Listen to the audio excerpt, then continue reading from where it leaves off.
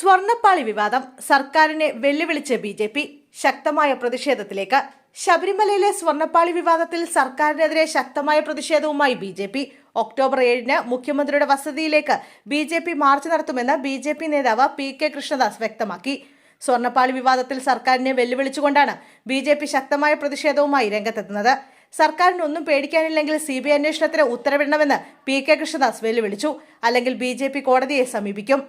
സംഭവത്തിൽ കേന്ദ്ര ഏജൻസികൾ അന്വേഷണം നടത്തണം. സ്വർണ്ണപ്പാളി വിവാദത്തോടെ സർക്കാരിന്റെ ചെമ്പാണ് പുറത്തായത്.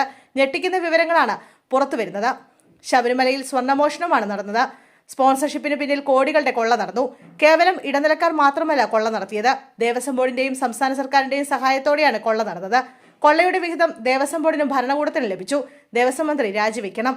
മോഷണം, കൊള്ള എന്നിവയ്ക്ക് കൂട്ടുനിന്ന് ദേവസ്വം ബോർഡ് പിരിച്ചുവിടണം. സംസ്ഥാന സർക്കാരിന് പുറത്തുള്ള ഒരു ഏജൻസി അന്വേഷിക്കണം.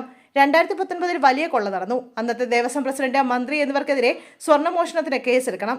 ആഗോള അയ്യപ്പ സംഗമത്തിന്റെ മറവിൽ സുപ്രധാന രേഖകൾ സന്നിധാനത്ത് നിന്ന് കടത്തിക്കൊണ്ടുപോയി. മറ്റ് വിലപിടിപ്പുള്ള പലതും മോഷണം പോയി.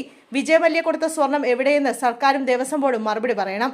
ദ്വാരപാലക പാളികൾക്ക് ഭാരവ്യത്യാസം കണ്ട 2019 എന്തുകൊണ്ട് അന്വേഷണം നടത്തിയില്ലെന്നും പി.കെ. കൃഷ്ണദാസ് ചോദിച്ചു. ശബരിമലയിൽ നടന്നത് ഗുരുതര കുറ്റകൃത്യമാണെന്ന് ബി.ജെ.പി. നേതാവ് വി. മുരളീധരനും പറഞ്ഞു. ദേവസ്വം മാനുവലിന് വിരുദ്ധമായ കാര്യങ്ങളാണ് നടന്നത്. പുറത്തു കൊണ്ടുപോയി നന്നാക്കാനുള്ള തീരുമാനം വലിയ ഗൂഢാലോചനയുടെ ഭാഗമാണ്. ഉണ്ണികൃഷ്ണൻ പോറ്റിയുടെ മാത്രം തീരുമാനമല്ല നടന്നതെന്നും ആ കാലത്ത് ദേവസ്വം മന്ത്രി കടകംപള്ളി സുരേന്ദ്രൻ അടക്കം പങ്കുണ്ടെന്നും അദ്ദേഹം വിമർശിച്ചു. ദ്വാരപാലക ശില്പം തന്നെ മാറ്റിയോ എന്ന് സംശയമുണ്ടെന്നും ദേവസ്വം വിജിലൻസ് അന്വേഷിക്കുമെന്നും മന്ത്രി വി.എൻ. വാസവൻ പറയുന്നത് കടകംപള്ളിയെ സംരക്ഷിക്കാനാണെന്നും മുരളീധരൻ കുറ്റപ്പെടുത്തി.